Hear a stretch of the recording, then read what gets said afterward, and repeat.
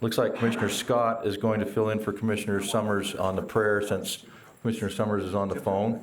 And then after that, we'll have Chrissy Bennett lead us in the Pledge of Allegiance.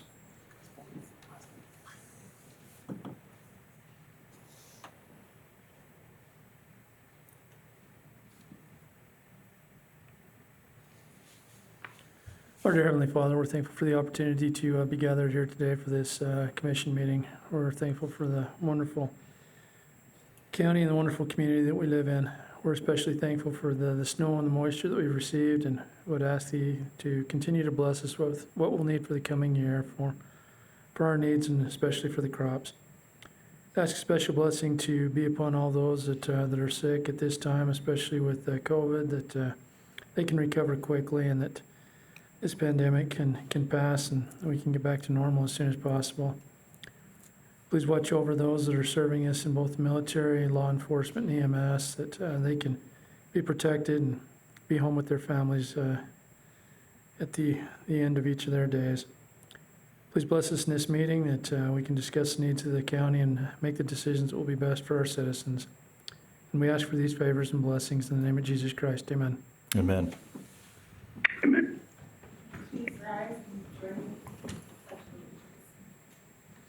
I pledge allegiance to the flag of the United States of America and to the republic for which it stands, one nation, under God, indivisible, with liberty and justice for all.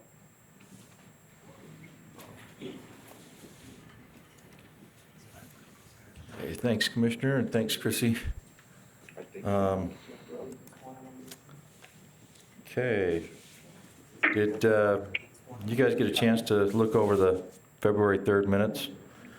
Yeah, I'd make a motion that we approve the minutes from our February 3rd, 2021 meeting. I'll second that motion. I have a motion by Commissioner Scott, second by Commissioner Summers. All in favor? Aye. Aye. Aye. Okay. Looks like any review or future agenda items that we need to go over, former agenda items? Stan, do you have anything? I'm good. Okay. Commissioner Scott, you want to just give us an overview of what's the latest is with the COVID report? Yeah, I don't see Mark here today. We had a good meeting yesterday with emergency services or emergency planning for the county, and Mark went over some of the numbers. We've seen a pretty steady decline since the beginning of the year. I think we topped out at about 750, 770 active cases at one time. We're down between about 155 and 160 right now. Our daily cases have been dropping dramatically. A couple of reasons we figure. Vaccinations are obviously a big part. Also, it's after the holidays. People aren't, in clusters as much and not out and about. And so it's kind of contributing, but most of the teachers, EMS, healthcare workers, first responders, and those over the age of 70 have received their first dose at this point if they want it. And many of them have already received their second dose. There was an emergency, not an emergency, but an impromptu clinic that was done over in Cache County last Friday. There was 900 doses that they had that were already opened, and they only have a viability of 5 days once they're open. So they opened those up, dropped the requirement down to 65 to 69 or over 18 with an underlying medical condition, and got all those doses administered so they didn't go to waste. And it was amazing to see all that come together in about 12 to 16 hours. They even opened it up to a few residents outside of the district just to make sure that they got used.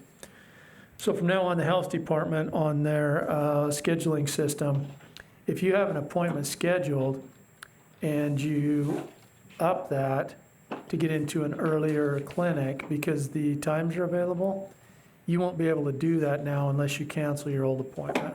What was happening is people were going to the new appointment they'd scheduled but weren't canceling out of the old. So then they would get there with the open doses, have 1,000 doses ready to administer, and only 600 people show up. So with this new scheduling, it's going to help them stay on top of their doses so that they can better manage their inventory. But The health department can do up to about 1,000 doses at each clinic, just with their staff. As the doses continue to come in and it goes to more of the general population, then it will be in partnership with pharmacies. They'll go directly there. And there's a couple of different companies they're going to contract with to get all of the doses out. So it's pretty cool. We figure June, we're hoping, that anybody that wants a vaccination will have had the opportunity by June if we keep going at this rate. So, Good. but yeah, we're doing well here. We're excited, and hopefully sooner than later we can see each other smile again. Okay. All right, thanks for that. Do you have anything else, Commissioner Summers? No, I'm good, thanks. Okay. All right, then we'll move ahead on into our agenda then. Looks like Angel Enriquez, I believe you're on the phone with us? Yes, sir. Okay. All right. It sounds like there was well, I'll let our auditor, Tom Cotter, just explain the background again, just for the record here. Yeah, Reverend, this is Tom, the one you've talked to on the phone. So what has happened is the Pentecostal Church, they owned the property, the name changed. Because of how state code is written, a new application should have been filed for tax exemption. It was just overlooked, it wasn't filed. There was no change in the use of the property. It's still used for religious purposes. They qualify, so we're just asking for the commission to more or less just let us move this back to make them exempt for the 2020 tax year. They've already applied for the 2021 tax year. They were exempt in 2019, so it's just filling in that gap, so. Okay. Okay. If you guys have any questions on that, or I'd entertain a motion if you don't. No, I would make the motion that we approve the 2020 tax waiver for the Pentecostal Church of God as described. Second. I have a motion by Commissioner Scott, second by Commissioner Summers. All in favor? Aye. Aye. Okay. Angel, thank you for being on the line with us. Hope that we get that squared away for you. Right, thank you, appreciate it. Uh-huh. Yeah, wonderful. You too. Very good. Thank you. Okay, Ben. Looks like you're up.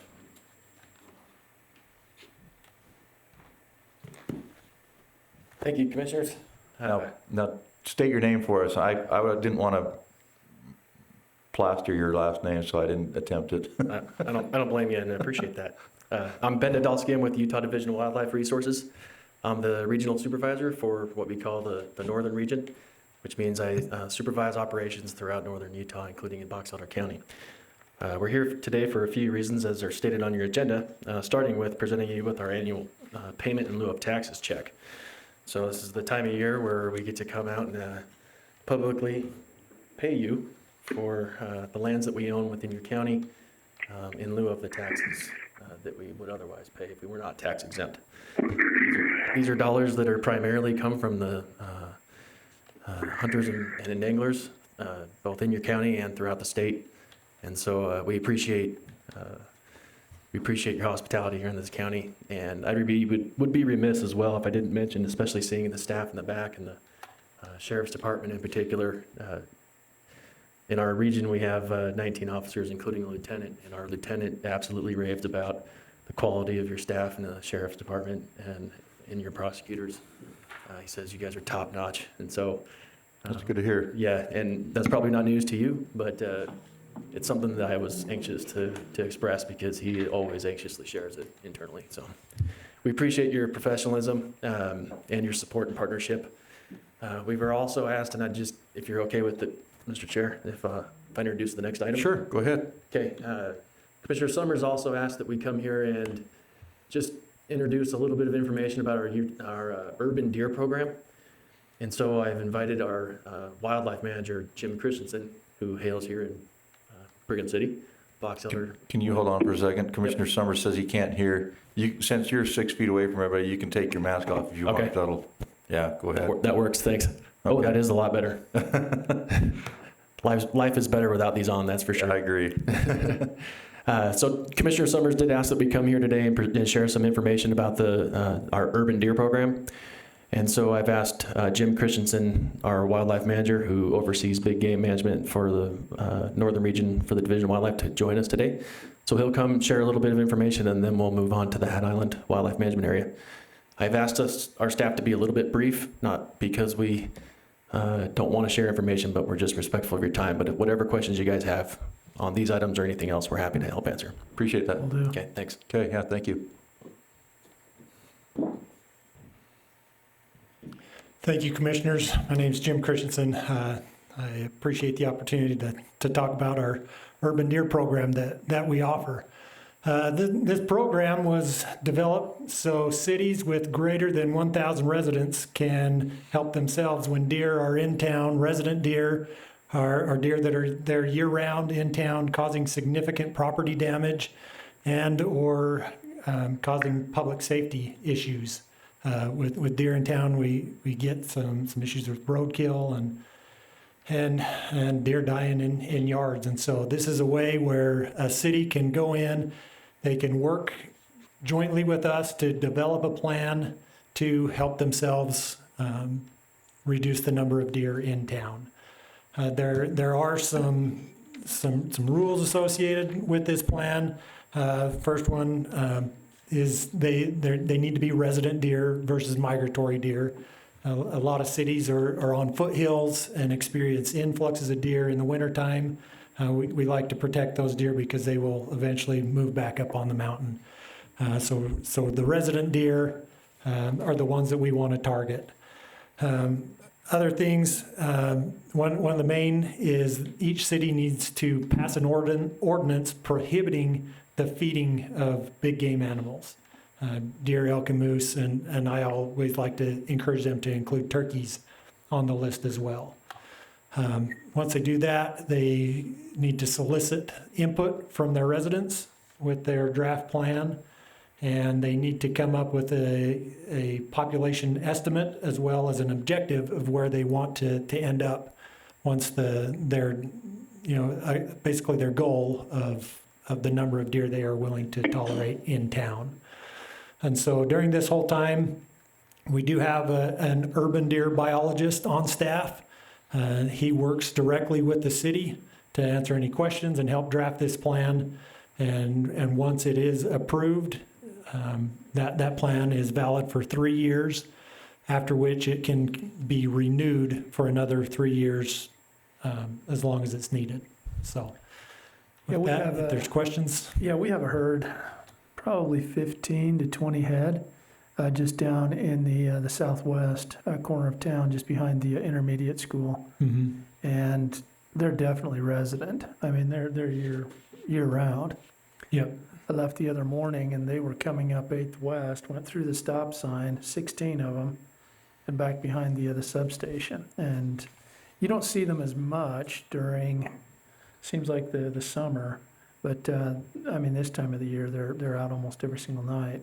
And then we had 40 turkeys that were out in front of Zion's Bank a couple of years ago, and they walked right across, I mean, they used crosswalk, and went right across Main Street, heading west. I mean, it's the craziest thing I've ever seen. It's a good thing it was marked. Yeah. Right, yeah. So, I mean, it wasn't even signposted or anything, and they knew where to go. Yeah. But, no, it's definitely an issue. If we have one of our cities that is interested, can you just drop us an email contact, maybe shoot it to us, and then we can have them get in touch with your urban Yep, biologist? for sure. I'll send it, and you can get in touch with me first, and then we'll get our urban deer biologist on board and help whoever would like it. I know one of the challenges over in where I'm at in Perry is that as more subdivisions are going in, there's less of these orchards and farmland, so the majority of the deer are congregating in what's left, and it's really creating an issue for those farmers because we're trying to preserve that fruitway and, as much as we can. And so, yeah, I think it's important that we try and work in managing that so that we can, help these guys out so they can still sustain and keep. I think it's helped keep some of the deer off the highway as well too. So Yeah, and we do have a depredation program to help those who do have property enrolled in the green belt. This urban deer rule too is to help those who do not qualify under that rule, but would like some help. And so this is just another tool in the toolbox to help there. Yeah, because a little over a year ago, just south of your house there on 89, there was a 2-week period where I think there was 8, 9 different deer that were killed right there in a 1 mile stretch. Yeah, So, mine was one of them. yeah, I think you were So that's- involved, yeah, with at least one. Right out of Pet and Gill's orchard. It just- Yeah, Anyway, so, sorry to yeah, bring that up. thanks. Yeah, bad memories. Anyway, no, it's good, we're working on this. So, Yeah, yep, and deer are very adaptable, and a lot of times with homes, I mean, the plants that they are planting as ornamentals are more nutritious than the natural vegetation on the mountain, and so that also, Tasty. yep, also brings them in, so. yeah. But we're here to help, if anybody's interested, I'll get you my email address and, or they can call our office down in Ogden. Okay, Stan, do you have any comment or anything on that? Well, that's the reason I brought that up, because I was wondering if we were going to have to do the same thing for South Willard with some of the orchards and things that are happening in South Willard now with all the buildings. So I think if we could get on the mayor's schedule and talk about this exact thing with the mayor's schedule, he'd come up and just maybe go over this again with all the mayors. I think probably everybody in the southern end would probably adopt something to this effect and get it taken care of, because I know all the people down in that way are concerned. Mm-hmm. So if we can do that, that'd be great. Okay, It's a good idea. yeah, great. Okay, we'll have to do that then. Okay, So, well, appreciate your time, Jim. Thank you. thank you. Yep, thank you. Jim.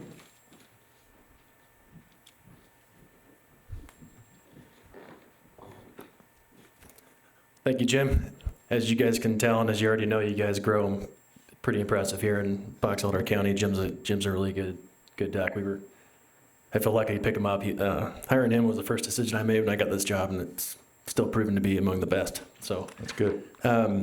So your staff, again, another reflection of your professionalism. I've got your contact information. I'll give these to Jim. He'll get that back to you guys. It's really what we like to do, both with that program and with other programs, rules, and opportunities that we have, are to help solve problems. So whenever meetings you guys need, we'll be sure to be there, give constructive input, and do everything we can to be a good partner. Okay. So appreciate your guys' little time to discuss that, and we'll look forward to talking more. Okay, great. Mr. Chair, you okay if we move on to the next item? Yep, let's go to that one. Okay, so by statute, we are required when we develop or revise a management plan for lands that we own for a wildlife management area, that we present our proposed plan to county commissions and to county officials to seek input. I don't anticipate a lot of controversy on the Hat Island Wildlife Management Area plan, but that's not always the case for some of the areas where there's more conflicts. But so that's what we're here to do today. Again, we've asked our staff to be a little bit brief just to respect your time. But if you have any questions, we're happy to spend however much time you have and share whatever details you wish for. So we have today with us John Neal. He is a biologist with our Great Salt Lake Ecosystem Project. And he will present a brief overview of our proposed management plan. Okay, thank you. Is it this bottom one, sir? Yes. Okay.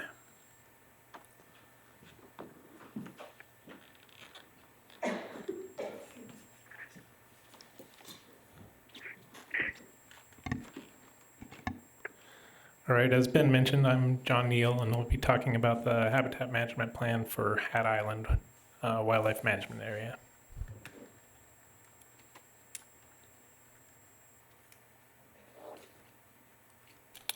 And also, as Ben mentioned, Utah State Code requires a prepared management plan for each wildlife management area and stipulates what should be included in each plan as shown in the second bullet.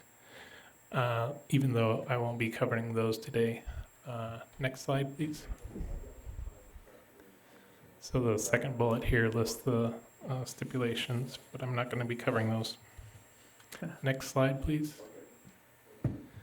Just a little overview of the management review process. It starts at the Northern Region Office with the Utah Division of Wildlife Resources staff. And then on to the DWR's Habitat Council. With any suggested changes, the plan is submitted to the RDCC and the Utah Governor's Office for posting for public review. As a courtesy to the county where the WMA is located, I'm here today to present to the Box Elder County Commission before finally presenting the plan to the Northern Region Advisory Council. If there are any major concerns about the plan voiced by the RAC, I'll present the plan to the Wildlife Board. Next slide, please.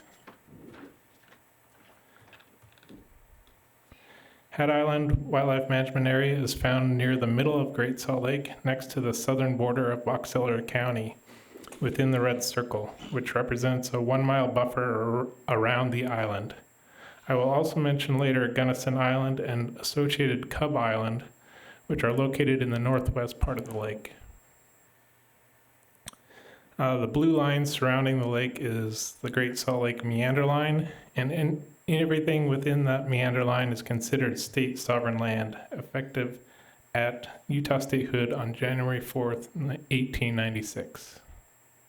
Next slide, please.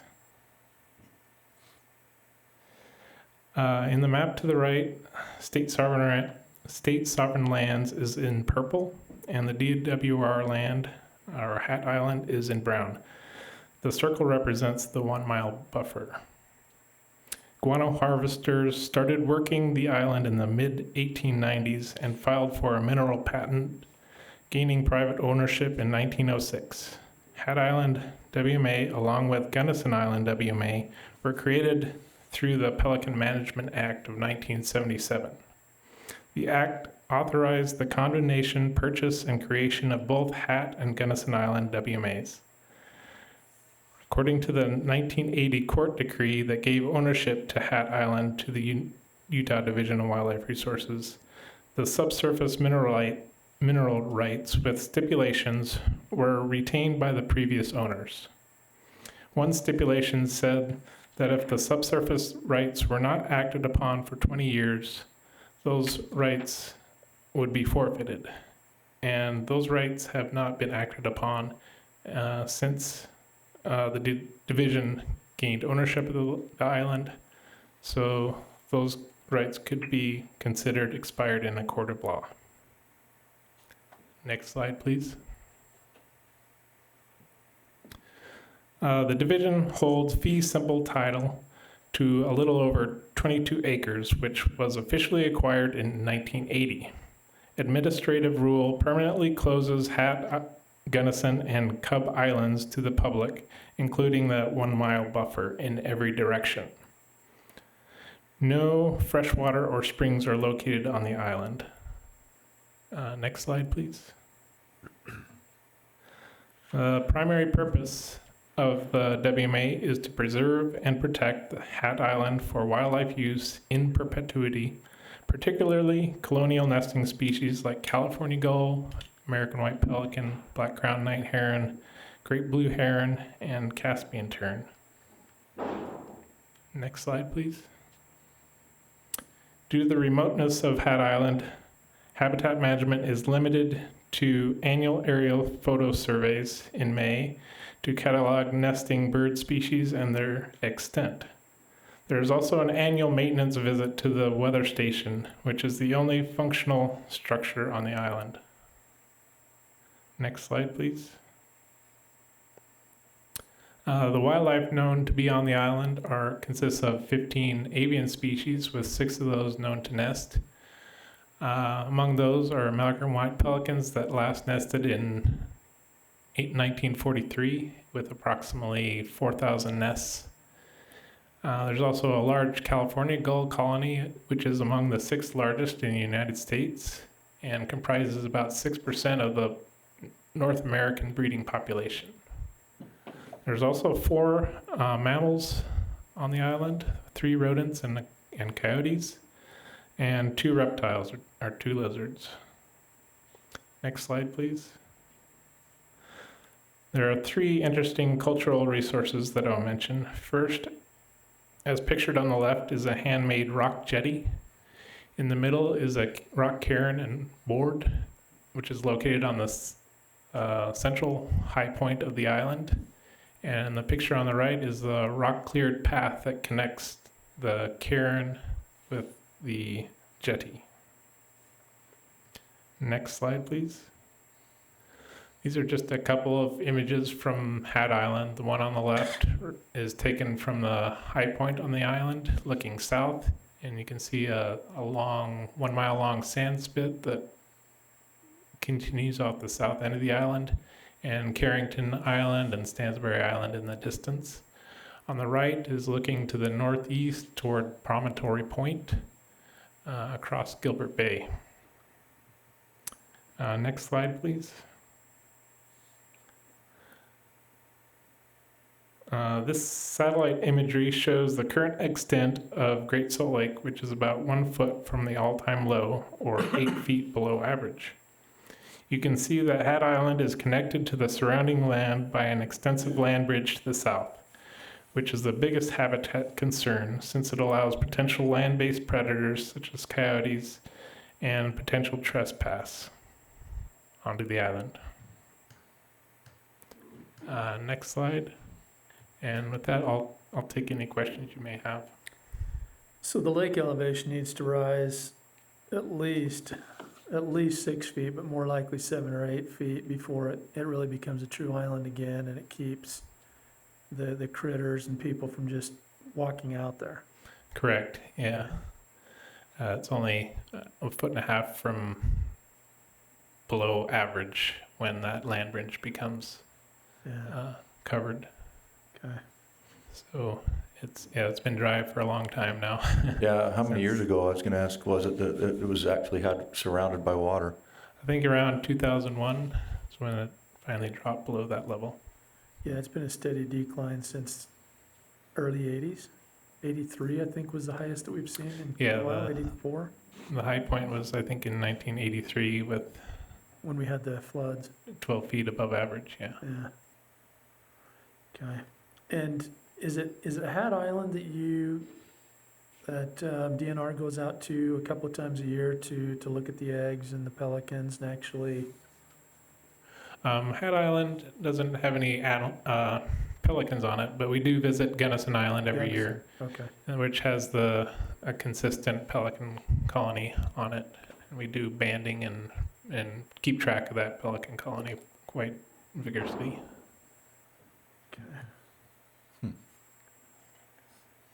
And I think I presented the Gunnison Island Wildlife Management Plan last year, and I think we offered to have you out to the island to help us band it at some point, but Yeah, schedules. if you're ever Still We available, talked about it, we're still I'd still curious like to to, go out, yeah. yeah, go out there. yeah, we'll keep So. that invitation open. Okay, good deal. Thank you for the info. Do you have anything, Commissioner Summers? Nope, I missed going out there last year, but yeah, I'd like to go out again. So that's awesome. Okay, Okay. well, we appreciate your presentation, John. Thank All you. right, thank you very John, much. Jim, Ben, thank you. Yep, thanks you guys. Sure we'll be in touch. Uh-huh. Here's your thumb drive.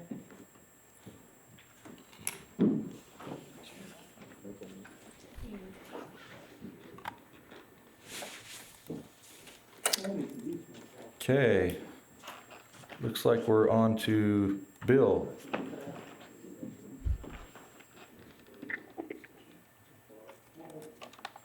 Looks like you got a couple items on here, huh? Yeah. What would you like to cover first? Let's go over the I figured. MSC Holdings LLC land purchase.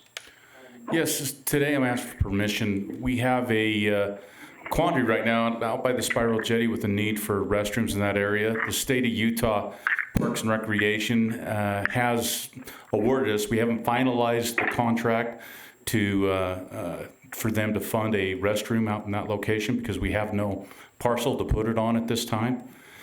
One thing on this 10-acre parcel of MSC Holdings would also give us about a 1/4 mile of dedicated right-of-way out on the Roselle Flat Road that heads to the jetty. It's just barely east of the parking lot area. This 10 acres runs that area.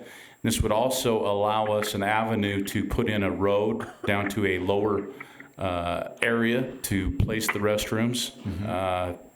And the state of Utah Fire, Forestry, and State Lands would be possibly helping fund some of this, possibly, whether it's the restroom, the road, or the land purchase. But we'd like to be able to make a tentative offer towards Mike Swinson of MSC Holdings of proposing $10,000 to make a proposal for that parcel. And it's just barely over 10 acres. Okay. Yeah, I've been following the email chain going back and forth, and I mean, I think, to me, that sounds fair, that sounds reasonable. You know, I know that some of the comps that they were looking at were for much larger parcels, 80,000, and this is obviously different, but I think for a small parcel like that, that's fair. Yes. So, Sounds like it could work. I think we should pursue it. so who would, so this would be a parcel that would be owned by Box Elder County? That's what we're proposing, is the county would own it, where we also have a dedicated right-of-way of a quarter mile of the Roselle Flat Road right there, that it would encompass under us, probably as far as more accurately to own the property. And then hopefully Forestry, Fire, and State Lands would help with the installation and some of those items? Correct. Okay. Cool. Well, I would, and has anybody talked to MSC Holdings yet, or have they just kind of looked at this as a location? Has there been any discussion at this point? Original discussion was to purchase an easement to go down to the lower parking lot area through MSC Holdings. And there was no talk of money, but a potential if the owner was interested in selling an easement, which at the time he didn't sound like he was interested in easement. He actually thought the restroom would go better on the parking area, which I wouldn't argue with him in my opinion, but there's other complications to placing it in that location. Okay. All right. Yeah, I would make a motion that we authorize the offer for the 10.15 acres at a price of $10,000 to MSC Holdings. I'll second that motion. I have a motion by Commissioner Scott, second by Commissioner Summers. All in favor? Aye. Aye. Aye. The Okay.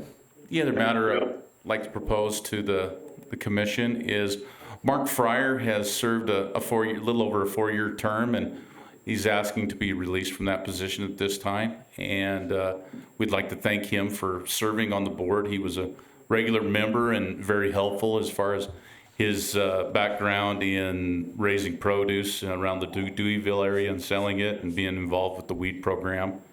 He's been a great help in that regard. The new weed board member that the weed board would give a recommendation, ask the commission to appoint, is Kelly Huggins from Portage, Utah. Okay. He's been approached. He's willing to serve? Correct. Okay. He is. All right, very good. I would make a motion that we appoint Kelly Huggins to the weed board. I'll second that motion. I have a motion by Commissioner Scott, second by Commissioner Summers. All in favor? Aye. Aye. Aye. Thank you very much. Thank you, Bill. Okay. Cody, it looks like you're up.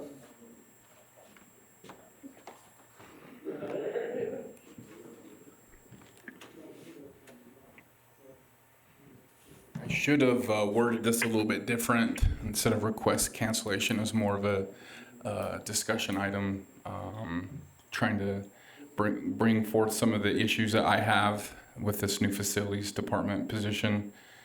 Right now, down at the old fair dump, we have a multi-use building. One side's Jones for tourism. The back side's mine that we store equipment, maintenance equipment, and then the front side is actually Brigham City's, and they store all of their Christmas decorations in there.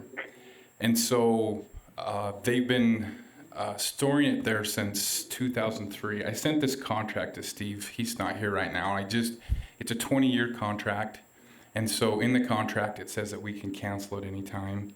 It says there's a joint agreement of utilities, and they provide the water and the power, and so that's been in place. At this it's not really now, but I do see we're going to need more room for the facilities. I need more room for storage. I need more room for equipment and parts and supplies, so that as we have a water heater go down and different things go down, I need an area where we can just go and pick it up. We're pulling out in Sean's office. We had a small area of storage. We're pulling all that out and bringing it down to the shop. Under the stairs, we have a shared area. I'm pulling out all my equipment and Christmas decorations and pulling it down to that shop, and we're just running out of room. So I'm proposing to look at this with Brigham I don't want it canceled now, but it cancels in November of, I think it's 3 years from now. So you haven't had this discussion yet with anybody from Brigham? No, I'm just coming to you guys because it was done by resolution. I want to come to you guys and say, how do you guys feel about this contract? There's actually in the contract, it allows for, I think, a 5-year extension at the end of the 20.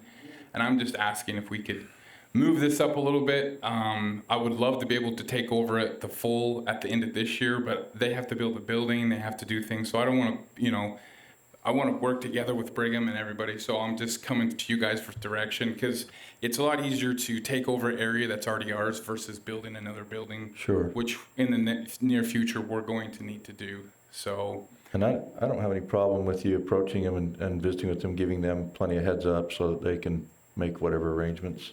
I think the contract requires 30 days notice, Yeah, but, obviously, would be good neighbors and give them more than. yeah. Right. Yeah, I don't see why we And can't. I know you guys deal with Brigham City and the elected officials. I want to make sure I'm not just coming in and, No, they've usually been good to work with, so I Yeah. don't see a problem in giving them time to. What do you figure, so, the end of this year is kind of your target? You think I would you love, will I actually would need love to space do by that. then? I would present that to them and ask what they feel, and then I Okay. would be able to work with them, if they couldn't be able to do that. They just store their Christmas decorations. They don't utilize it year round. They don't do anything else, but I've kind of made a shop down there where we're down there every day, and so it would be beneficial to us to encompass the whole facility. Yeah, okay. I think that'd Yeah, be that would fair. be my recommendation, is just to talk to Brigham City staff, explain to them, hey, with the way that we're going with our facilities maintenance, centralizing everything, we really need this space. We're looking at, changing things up, so just wanted to give you some notice that we're probably gonna do this the end of 2021, Okay, and just see what they say. Go ahead Okay. with that and then just, come back, report to us what's going on. and then I'll let you know. All right, that's great. Hey, you guys, Yeah, the reason that that's there is because Tourism Fund built the building, and they went in on it with us to be able to use the tourism. I'm sure Joan can give you a better background. But my thoughts was that I think in 2022, the landfill becomes buildable property right there. So I think, we should maybe give them the option of us helping them build on or something to that effect right there, instead of just saying that, we want it. So I would maybe take a look at Joan and see what else is that comprised of, because I do know that tourism fund, and they basically said it was okay for us to build the building for tourism. So Yeah, I think we ought to maybe take a look and see what we do to build the future, because we could build on or to, or, whatever we need to do right there in 2022. I don't think that'd be a problem to have Cody have that conversation with them as well. No, and that's part of this discussion. It's really up to you guys. We can add on to box and we could pay for it and do all that. I'm just presenting, it's already ours. The county paid for it through tourism, and we can make an agreement with them and allow them to build their other places. So, I mean, See, we're see how totally they feel open and what their needs are, and for all options. see what we can work out. Yeah, absolutely. And Joan will still, there's a side, she still utilizes that for the train and has her tourism, and she's also feeling the crunch. We need to expand and do things, so. Okay, Okay, sounds good. thanks, Cody. Thanks, Cody. Thanks, Appreciate it. Okay, Mitch, looks like you're up for the CED recommendations.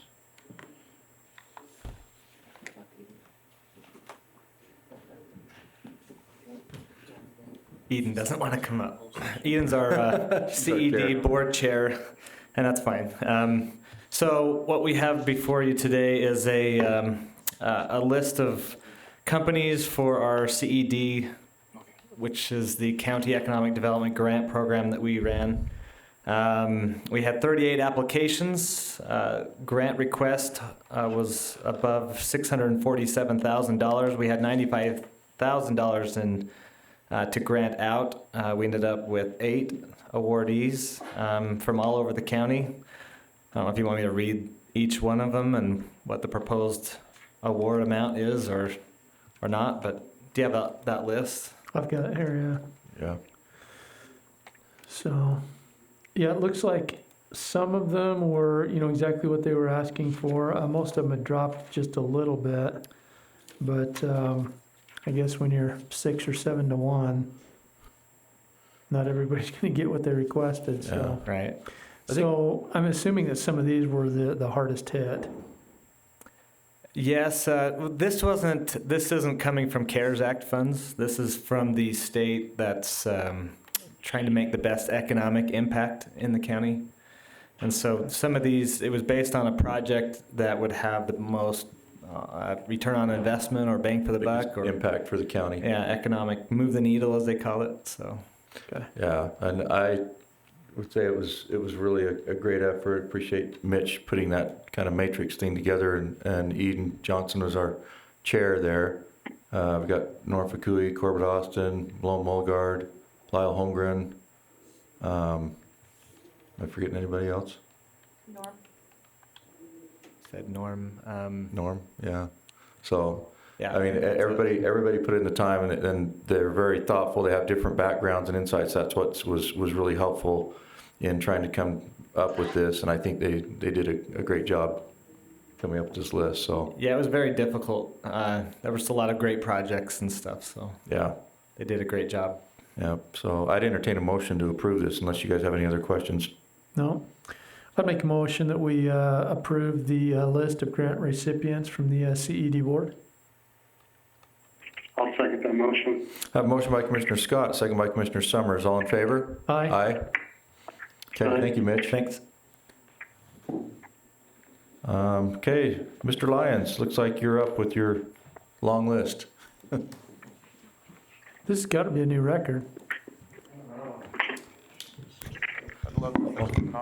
Before Scott gets going on this, I just want to make mention, I want to excuse our attorney, Steve Hatfield. He had to step out, but we appreciate Brian Duncan coming and filling in for him.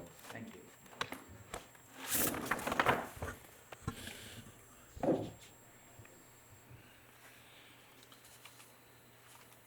Okay, item 1 is the Freedom 1 subdivision Phase 3. This phase is actually just one lot. It's located at 17505 North, 4400 West, just north of of Fielding, and it's a 1.5 acre lot, and it has been reviewed and approved by all applicable departments. Very good. I'd make a motion that we approve the Freedom 1 subdivision.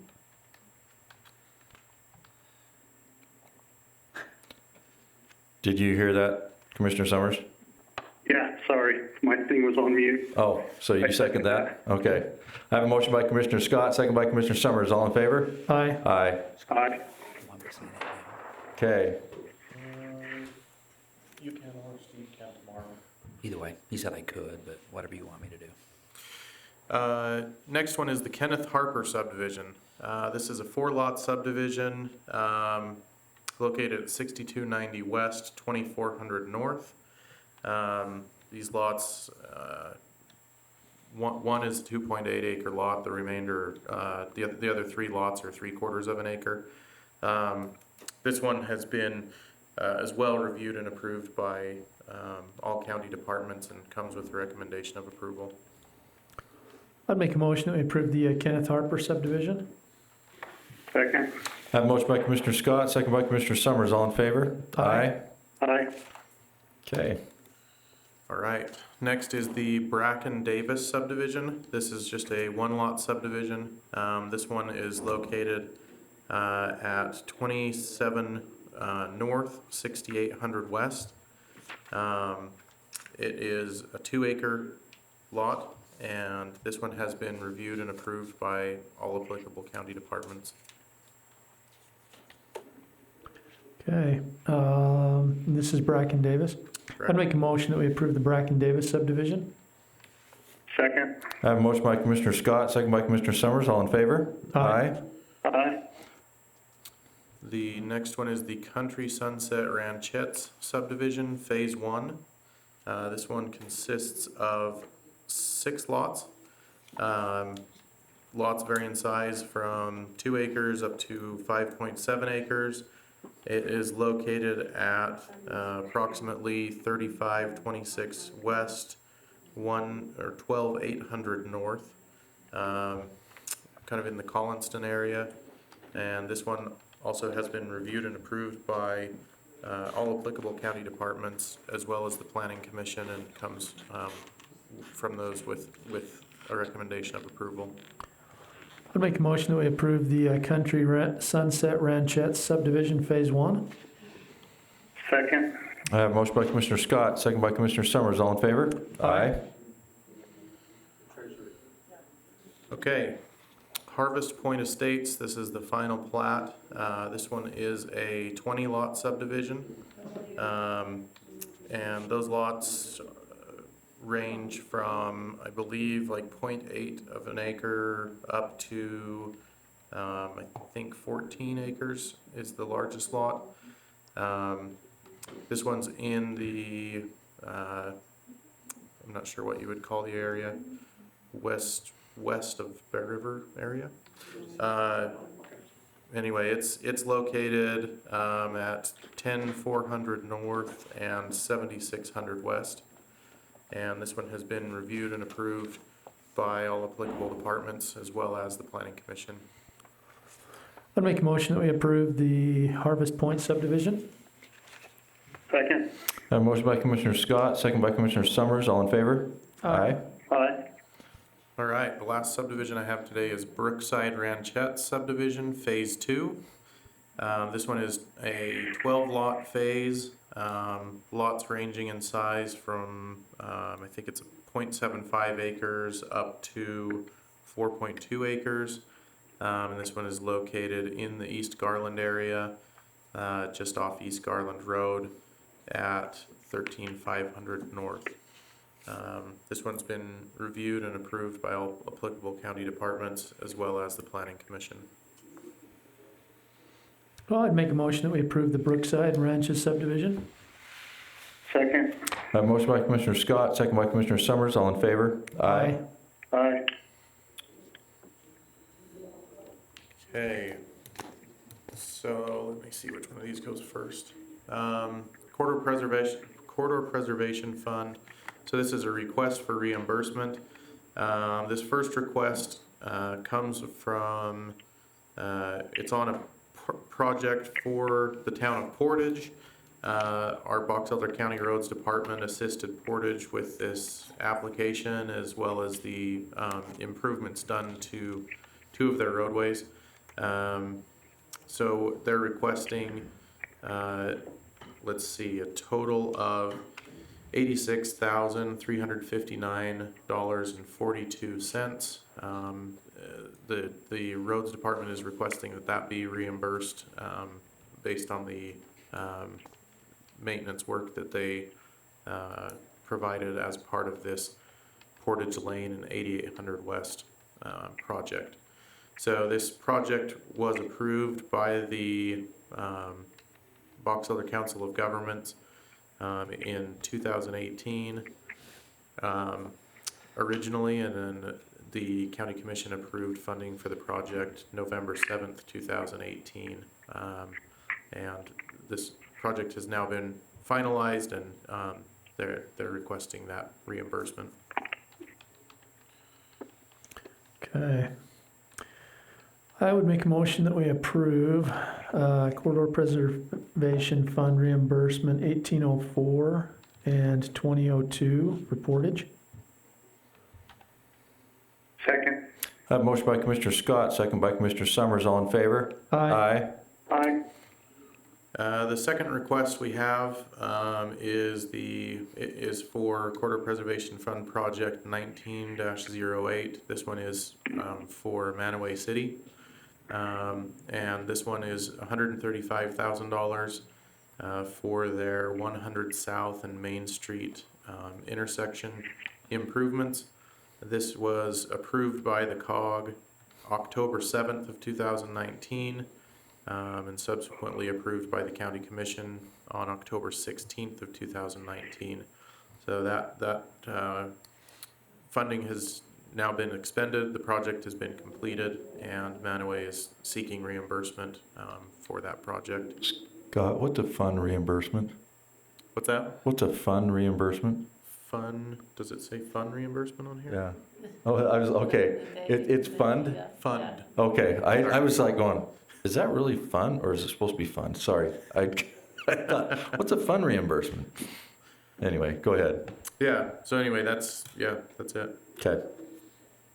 Okay, very good. I would make a motion that we approve Corridor Preservation Fund reimbursement 19-08. Or is that 08-19? 19-08. 19-08? Yeah. Okay. Second. I have a motion by Commissioner Scott, second by Commissioner Summers. All in favor? Aye. Aye. Okay. Would you like to do signatures now or after? Or? Well, Stanley probably have to come in and sign these. So, It's probably the easiest way to do it, and then we wouldn't have to relabel them all. yeah. Okay. So we'll just wait and do that. You okay with that, Stan? Yeah, that's fine. Whatever you need to do. Okay. All right. And appreciate it, Scott. Thanks for all your work. That's a bunch. Yeah, A bunch. quite a few. We're waiting for it to slow down. I don't know if it's going to happen though. Not anytime soon. Usually this is our slow time of year, so. Yeah. Get ready for June then. Yeah. Hey, I'm gonna need Okay. to break from our, thank you, Scott. I'm gonna need to break from our agenda and circle back to a former agenda item. We have Mr. Leva here. You wanna come on up? And just tell us, just once again for the record, what's going on and what we're trying to do. We tabled this last time. Yes, just So- here for my grandmother, Gloria Leva. Just to fill in an application for her for, I guess, a tax, property tax credit. So I know last time we talked, you guys were gonna try to get a hold of the treasury just to see how much she paid on her taxes to get a little bit of a credit back towards her. Yeah, I don't know. Tom, I did get an email or a text from Tom, and this was from last week. He was saying that it'd probably be fine to go ahead. So, Okay. Yeah, I hadn't seen any information yet, so. I don't have a problem approving it, Okay. so All right. depends on you guys. Any thoughts, Stan? I haven't. I'm with Scott. I haven't seen anything either. Okay, No, if Tom communicated with you and he's okay with the Yeah. number and it looks good, I mean, that's kind of what I was waiting for, so. yeah, he had sent me out a text saying that Okay. he was good with it, so. All right. Very good. I would make a motion that we approve the abatement for Gloria Leva Yes. for the 2020 tax year. Second. Okay, I have a motion by Commissioner Scott, second by Commissioner Summers. All in favor? Aye. Aye. Aye. Okay. All right. Hey, thank you. All right, Thank you, Mr. Thanks Leva. for coming back. Would she get that reimbursement through the mail or? Yeah, so what will happen is if you wait just a few days, Yes. they have to see it in the formal minutes that are produced by the clerk's office, and then they know that the commission actually took action. Okay, And then they would be able to go ahead and process it out of the treasurer's office. okay. And then you should be able to get that. So I would say if you haven't seen something within a couple weeks, Yes. Yeah. maybe contact the treasurer's office and say, hey, just wanted to check with you and see what the status is. Okay, all right, thank you so So, much. Yep. you bet. Thank you.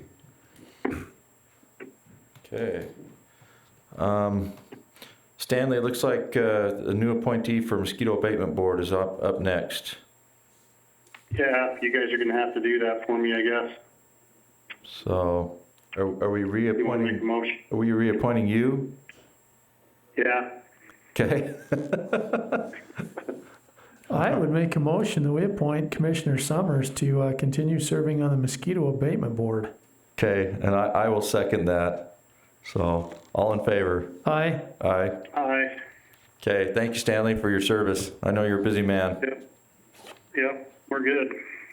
Okay, looks like we got our warrant register now, so. Thank you.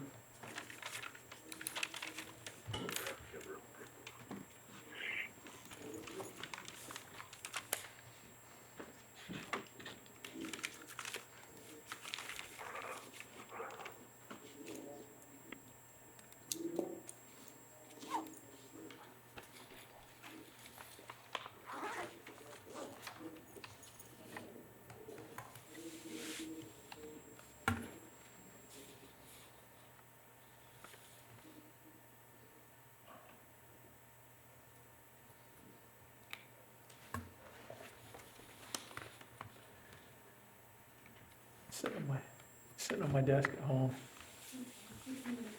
All right. It's all ready. That one was a little shorter than the other ones. Yeah. Don't worry, it's got a big one coming, I think. Uh-oh. Maybe higher than our summer season. Okay, well.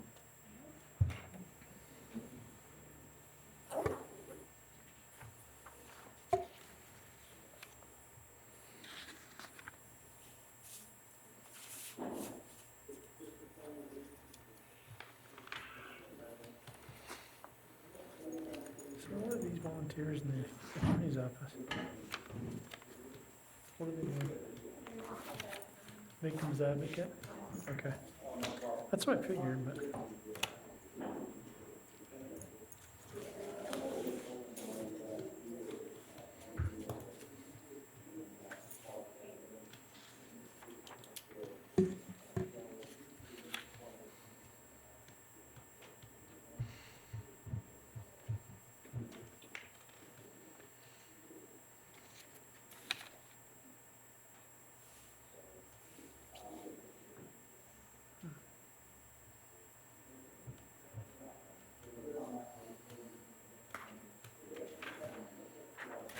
That's cool.